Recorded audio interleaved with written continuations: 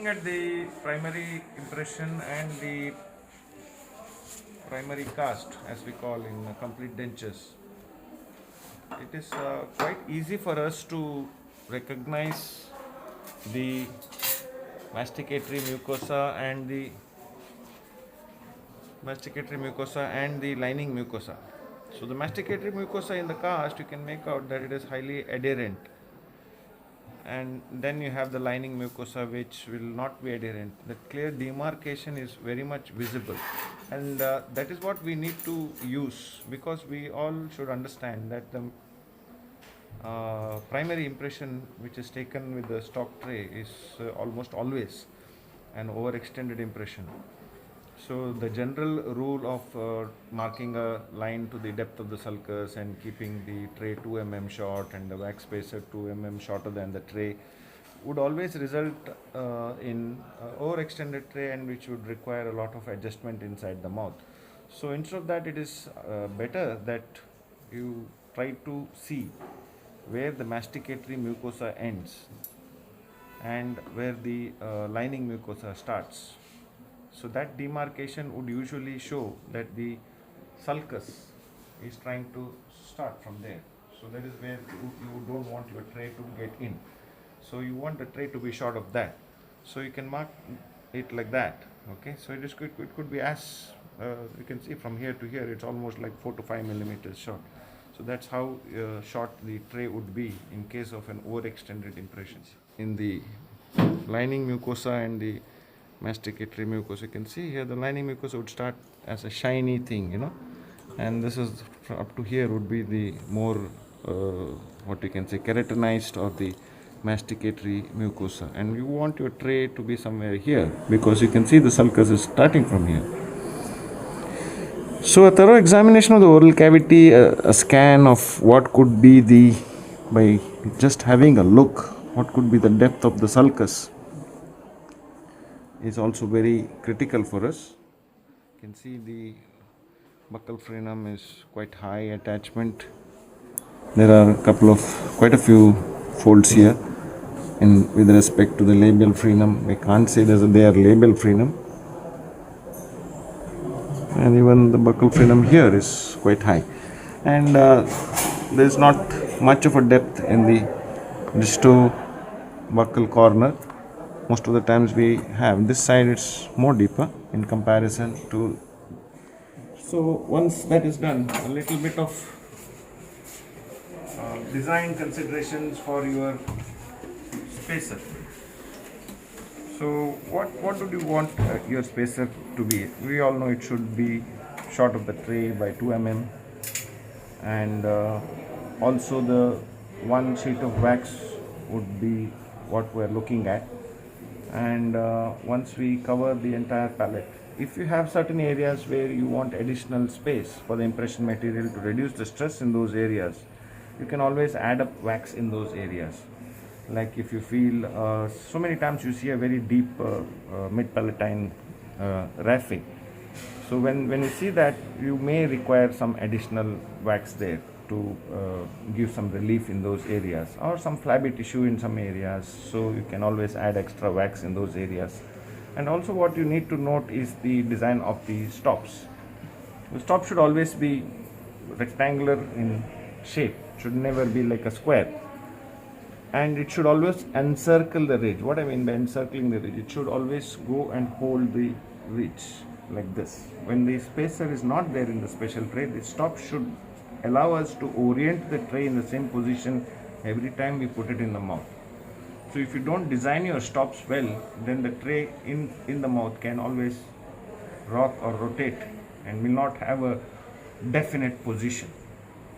So designing the stops is quite important. So you design it. We are having 4 stops here instead of 3, because we always understand that a 4-wheeler is more stable than a 3-wheeler. So you want more stability of the special tray, you would always want 4 stops.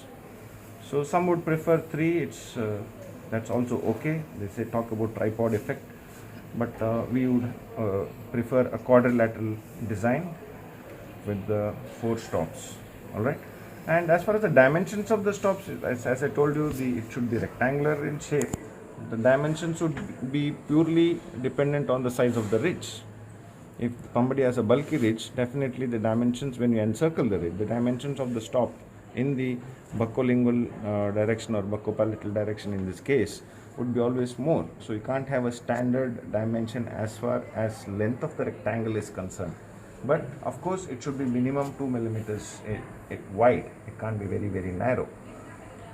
So that's as far as the spacer and the stops are concerned, and you can always add up your umbrella design or something, an additional spacer here in case you're looking at more relief in some certain particular areas. So once the special tree is ready with the handle and all that, I would always prefer to remove the wax spacer before we start with the border molding.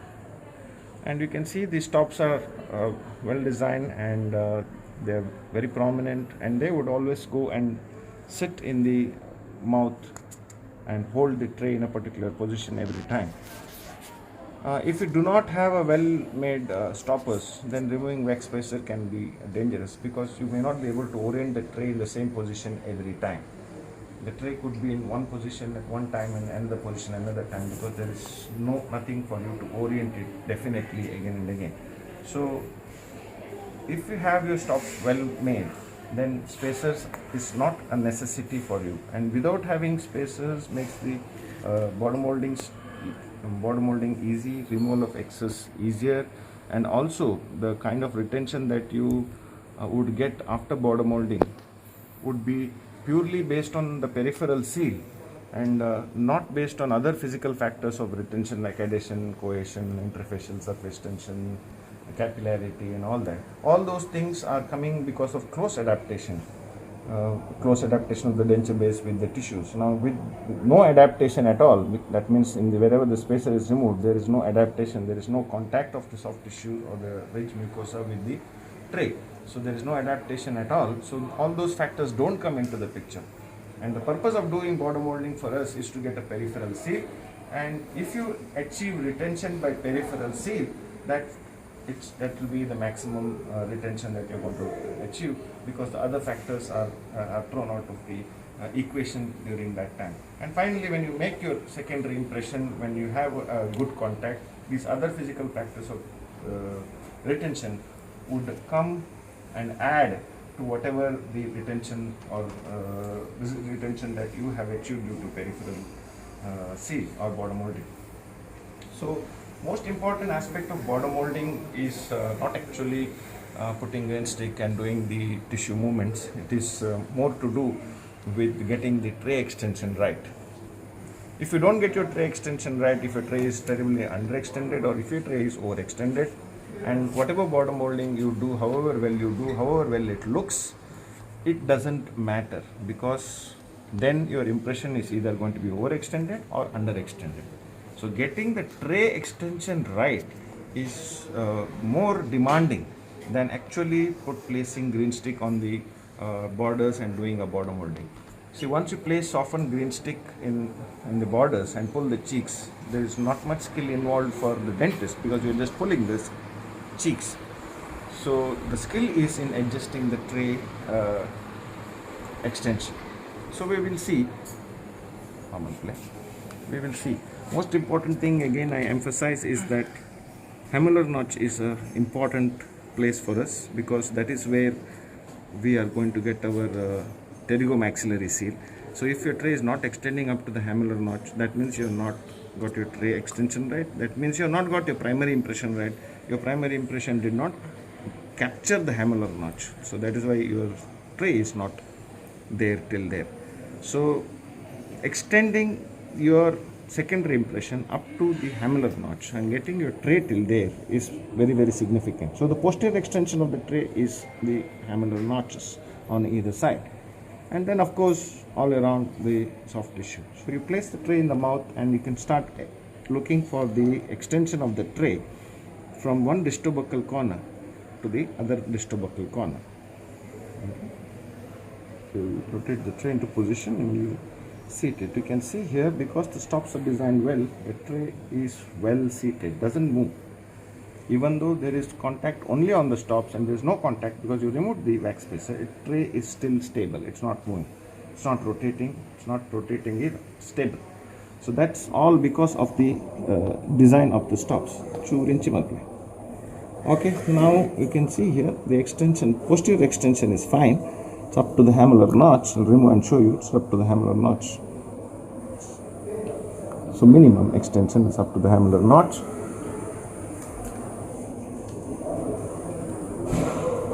So then you need to check for visible space for you to introduce the green stick around the borders of the special tray, and it is not when you're pulling the cheeks away from the border. So this is not the border molding position. Border molding position is outward, downward, inward, and you need to have space for your green stick to do its job when you move your cheeks outward, downward, and inward. So that is when you need to check whether the distobuccal corner is almost in contact with the special tray, and also you can see the buccal frenum is also almost in contact with the special tray. Mark those areas now where you want to trim, and the buccal frenum here.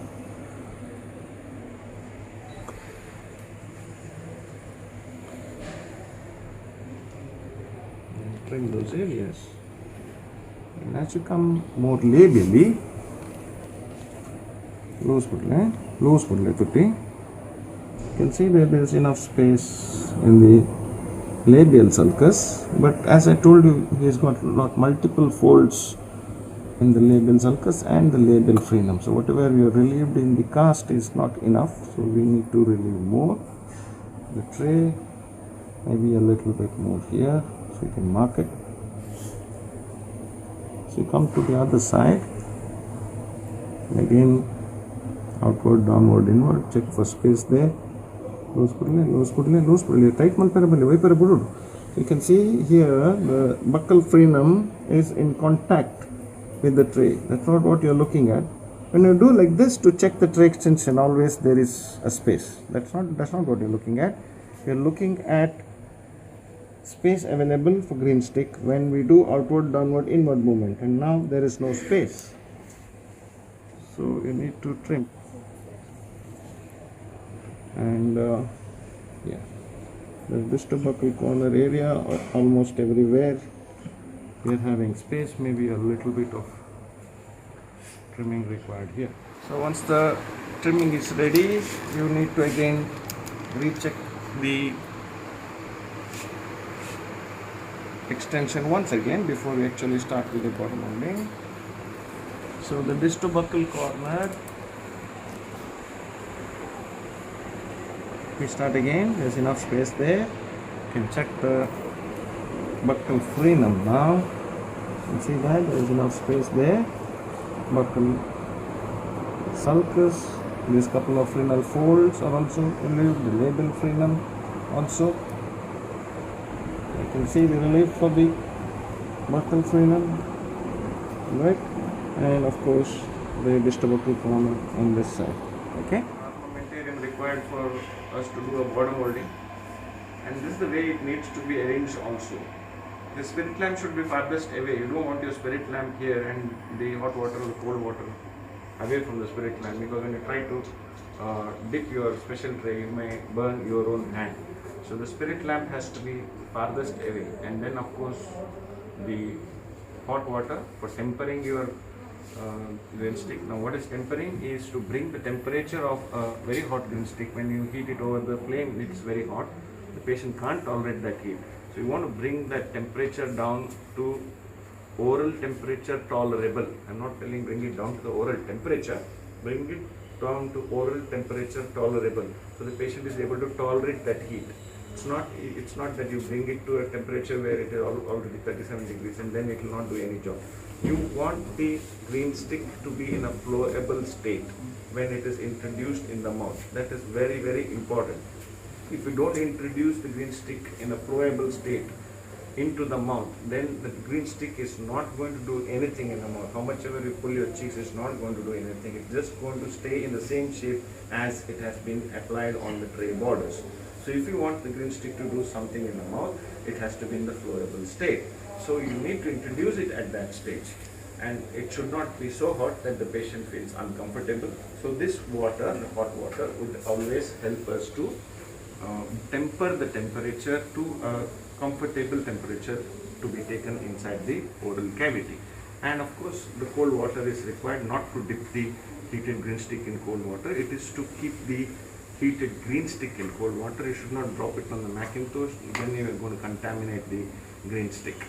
So the green stick is a low fusing impression compound, so this can be used and has been used for ages as far as border molding is concerned.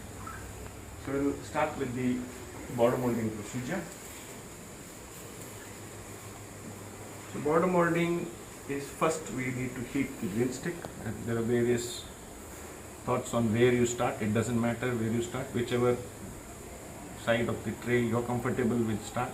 The heating is in this way. You need to go on heating the green stick. Don't hold it in one position. Go on rotating it so that you get evenly heated material. Evenly heated material. Go on collecting the green stick like this, because you need a lot of green stick to do a decent sized border molding. Otherwise you will be border molding in very, very small segments, which we don't want. We want to do border molding in larger segments. So you heat the green stick like this, rotate, rotate, rotate, collect until you feel it's comfortable to drag onto the tray border. So then you go to the listobuccal corner, and then you can slowly, slowly, slowly, slowly drag the green stick on to the, you just rotate to peel it off. Okay, put it in cold water, then you temper it, then it should be still soft to introduce Amalpule, Venusputle, then slightly adapt it, and then you start the border molding outward, downward, inward. You can see the green stick outward, downward, inward, and sideways to record the buccal frenum. Outward, downward, inward for the labial sulcus. See this? Outward, downward, inward for the labial sulcus here. Outward, downward, inward. Outward, downward, inward. That's that you record. So that kind of movement is very essential to record the buccolingual dimensions of the distobuccal corner in this area where I am putting the finger now. See, it's the coronoid process. When the mandible is moving to this side that you're feeling here, it will come and reduce this space. So when the jaw is moved to this side, this space that you can see, it's quite wide enough now. When the jaw is moved to this side, this space reduces. So the buccolingual dimensions or the width of the sulcus there is trimmed or molded by the jaw movement. So whenever you're putting green stick in this area, this movement of the mandible is very, very important. That you can always feel by putting your index finger and asking the patient to move that side, this side. You can always feel the coronoid process hitting against the finger. So that if you do not record during the lateral jaw movements of the mandible, there can be, the denture can get displaced, or also because of the frequent hitting of the coronoid process, hard coronoid process with the soft tissue intermingled between the denture border and the coronoid process, you can always have an ulceration in that area. To avoid all that, you need to record this so that you trim the border molding in that area or the borders in that area. So once the border molding is done, as I just shown you, you get the borders like this, and it's almost from here to here, the border molding is almost complete. Okay, so we proceed from here to here, okay, or if possible from here to here, we finish the border molding. Okay, tray has to be dry, so either you use cotton to dry the tray, or you can use the 3-way syringe to blow dry the tray, because otherwise the green stick may not stick when you start with the border molding. We can even do this. So the tray borders have to be dry. So pick up the green stick from the bowl, remove as much water as possible by shaking it off, and then again you start heating the same way that we did last time. Even heating like this, like this.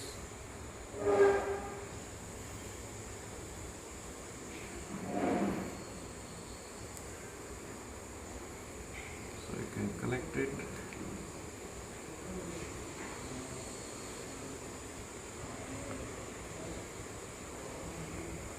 Collect the green stick like this. Make it into a block. Wait, correct, rotate, collect. Wait for it to have some body so that you can then adapt it onto the. So first allow it to stick, then you start dragging. And as far as the posterior palatal seal area is concerned, we need to apply the green stick on top of the special tray, not on the borders, because you want to compress the tissues in that area. And then just rotate and take it out. Again, temper it. So if you're taking a lot of time to do border molding, then you need to keep replenishing the hot water. So material, you can slightly use your fingers, and then border molding, outward, downward, inward, sideways, outward, downward, inward, outward, downward, inward, outward, downward, inward.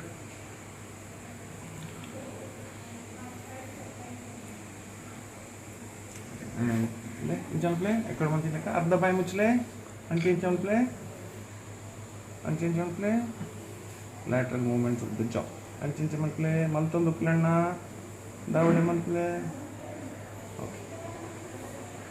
So once it is done, the border molding is almost complete. So you can see a little bit of excess material that has gone into the sulcus. Always use the sharp instrument like this to cut off.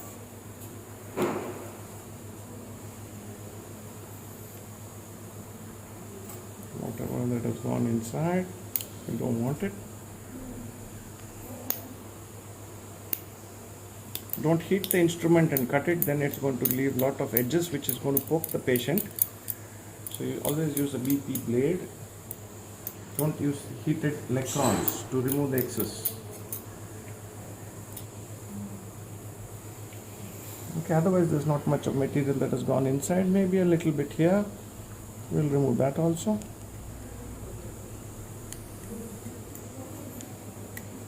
Yeah, once it is done.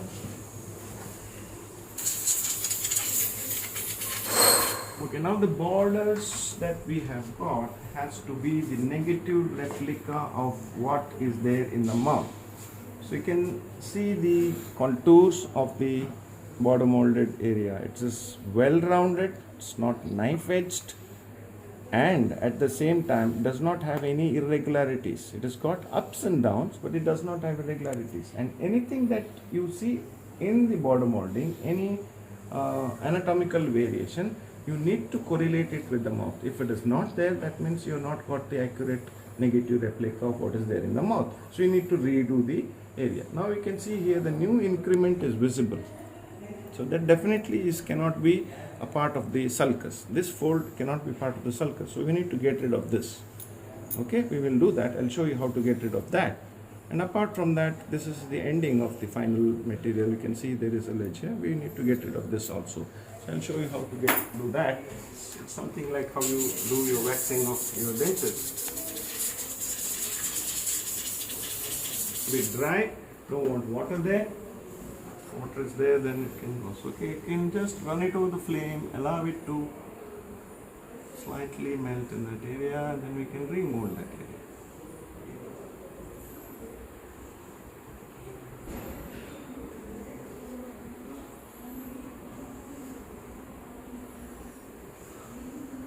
So that is done.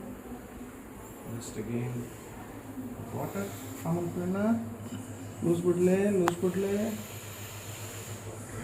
in the mouth. Loose pudle.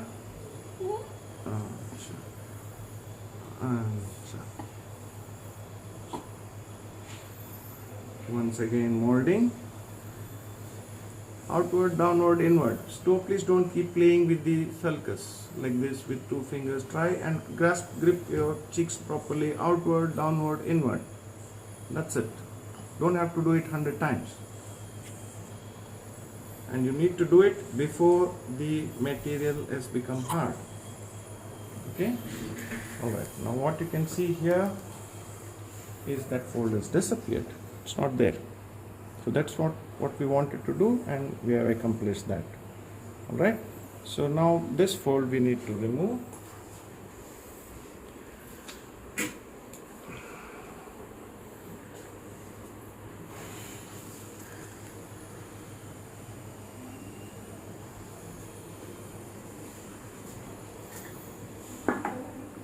So we'll again do the same thing, just reflame those areas. Need to be having control.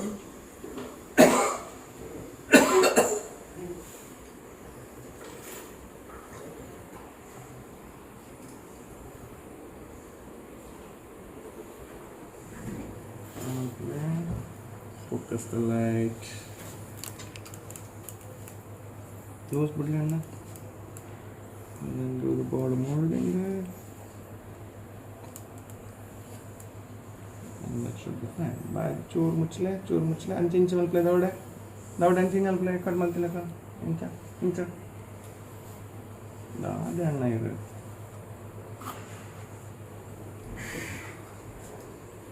You can see here, even that fold has disappeared now. So now you don't know where you have started, where you have ended. The absolute replica of the sulcus. Absolute replica of the sulcus, nicely border molded. Some excess again has gone in, which again we would like to remove. Don't want excess to occupy the space of our impression material, so we will go ahead and remove that. Not difficult. If you want to remove it immediately, it's very easy. Little later, maybe it's a little difficult. You need to check whether you're satisfied with the border extensions or if there are any over extensions. So how do you check is just put your middle finger in the palette and start doing the border molding motion and see if the tray gets displaced. The tray should not get displaced. If it gets displaced, that means it is overextended. So this is how you check. I'm checking with the middle finger whether it's getting displaced. It's not getting displaced. Not getting displaced. Loose. Not getting displaced. Not getting displaced. So that's how you need to assess whether you are okay to proceed. So if you feel that tray during from one distal buccal corner to the other distal buccal corner, you do your border molding movements and it does not get displaced, you need to sense it with your finger which is in the middle of the palette whether there is any displacement or movement. If it is there, that means you know that that area is overextended. If it is overextended, all you need to do is again reflame that area and redo the border molding. I'll just show what exactly it is, just exactly how we did just now.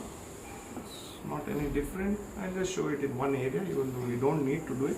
Imagine this area, if it is getting displaced, you just run over the flame like this. Run over the flame like this slightly, get it to be warmed up, and of course the water has to be hot. The label frenum, it is just outward, downward, inward. You don't have to do any lateral movements because we're expecting the label frenum to be a passive frenum, whereas the buccal frenum is supposed to be an active frenum. So outward, downward, inward, and even lateral movements are necessary. Lateral movements are necessary. I will just once again demonstrate you the grasp that you need to have. Don't always use, see, when you are doing a distal buccal corner, you will not be able to get a lot of molding with just pulling the cheeks. So you need to use your thumb to get the molding right. Can you see that? So you do that with your thumb, you can do the molding, and then as you come little more buckle, you can do this molding outward, downward, inward, and then maybe you can use your two fingers, your ball of the palm, and then outward, downward, inward, outward, downward, inward, and lateral movement for the buccal frenum. Then as you come labially to the labial sulcus, outward, downward, inward, outward, downward, inward, and then the labial frenum. Look at this. Stabilize the tray with your middle finger, index finger and the thumb, outward, downward, inward. That's for the labial frenum. Then again the buccal labial sulcus on this side, two fingers inside the ball of your palm, outward, downward, inward, outward, downward, inward, and lateral movements for the buccal frenum, outward, downward, inward for the buccal sulcus. For the distobuccal corner, you can use your thumb to push from outside. Right, and the distobuccal corner, the width is achieved by lateral movements of the mandibles. One of the objectives of impression making is aesthetics. So it is important that you check the label fullness. If you have not got your tray handle designed right, it's too bulky, then you'll not be able to do that. So it is very important that you follow the instructions of fabrication of the tray handle. It should be in the position of the two central incisors, not labeled to that. So when you make the tray handle, it's important that it's not too bulky, and you can assess the label sulcus. Otherwise, during the fit-in of your denture, you will get a lot of trimming to rectify the too much of bulk in the sulcular area. So you want to avoid that, and you want to get the aesthetics right during the impression procedure. You need to check whether you're happy with the fullness right now. Okay, that's how. So once the powder molding is done and you're happy with it, next is the impression procedure. So the secondary impression is what we call it, and we would be doing a secondary impression with zinc oxide eugenol. I would always prefer a zinc oxide eugenol impression material. It's a very good material, has got excellent flow. It records well in very thin sections also. It's what we can say very economic, and upon heating, retrieval of cast is also very easy post preparation of the cast after your beading and boxing. It has to be dry. So you need to make some relief holes for the excess material to come out. These relief holes also reduce the pressure in that area. It can act like a relief, and also you can see the palate is converging in the center. So that is where when you put some material on the tray and apply pressure in the mouth to allow the excess to flow, of course the excess will flow out through the sulcus. But because your border molding is tight and you have done a good peripheral tracing job, so the material won't be able to flow out of from here, and then you start gushing towards the center. So when they start gushing towards the center, and if you're not provided any escape way for this material in the center, then what happens, you end up getting void, or you're not be able to trace seat the tray properly. So we want to make escape holes in the center. The escape holes can be made with a round burr. It could be maybe around a millimeter in diameter. The number of holes, I wouldn't suggest the exact number of holes. It could be 3, 4, 5 according to the size of the arch. How much should be, whatever is the size of, if it's a very small sized arch, maybe 3 would suffice. If it's a very large sized arch, maybe you require 5 holes in the center.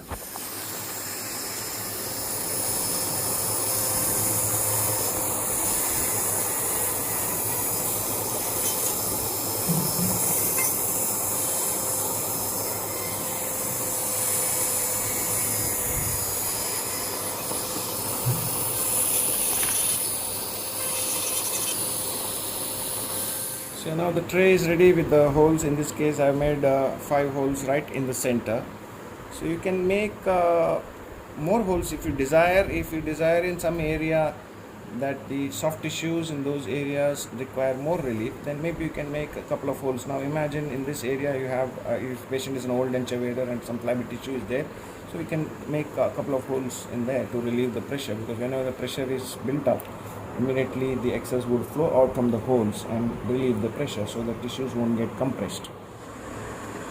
So take equal quantities of the activator and the zinc oxide and then start mixing. So many times the consistency of the zinc oxide in our country is sometimes very hard. If it is very hard, in this case it is quite flowy. If it's very hard, you can include a little bit of Vaseline into your mix. So rounding motion to mix. So once you are happy that both the materials are mixed in a large area in a mix, you don't see any streaks of white, and it's ready to be loaded onto the tray. Hold the glass slab. Hold the glass slab. So you can go on. See the flowy consistency. This is what we are looking at. We don't want it to be very thick or thixotrophic like alginate. We want it to flow, because you have given very limited space for this material, maybe a millimeter and a half or something. So make sure everywhere the material is scratched onto the tray so that nicely adapts everywhere. It's there everywhere. Maybe you can apply a little bit onto the borders. That will record it there also. So once it is done, we put it in the patient's mouth. We want to keep the patient as erect as possible to prevent any material from getting in to the palate.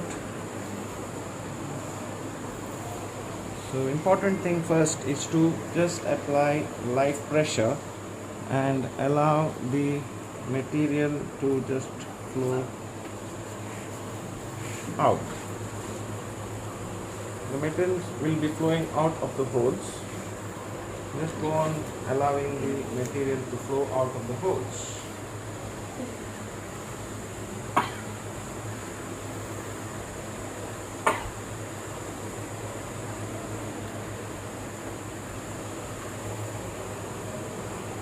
So when will the material stop flowing out of the holes? The material will stop flowing out of the holes when the tissue stops, go and touch the rest of the ridge wherever we have planned it to touch. So once it touches that area, there is no more excess material. The tissue stops are preventing any further tissueward movement of the special tray. So there is no more excess material. So you just wait for all the material to flow out, and then you can start with the border molding procedure. Same thing what you did for grid stick. Just do the border molding, outward, downward, inward, outward, downward, inward, outward, downward, inward, outward, downward, inward for the label prenum. Whether the material is set or not, a good indication is that the material has to lose its tackiness. The material should not be sticky. So only when it is set, the material loses its tackiness. Otherwise the material is very clumsy and very tacky. So you can just feel that this is not tacky, the excess, or you can just roll it, it's not tacky. So you are now assured that the material is set. So once the material is set, you need to slowly try and remove the impression. So this is ideal impression that you can see beautifully. All the stops are exposed. The entire stop is exposed. That means the seating of the tray during the impression procedure is similar to the seating of the tray during the border molding procedure. So whatever border molding that you achieved, the depth of the sulcus, the width of the sulcus is all ideally covered with the impression material. So you can see the posterior palatal seat area being conferred and the green stick being exposed and all the stop being exposed.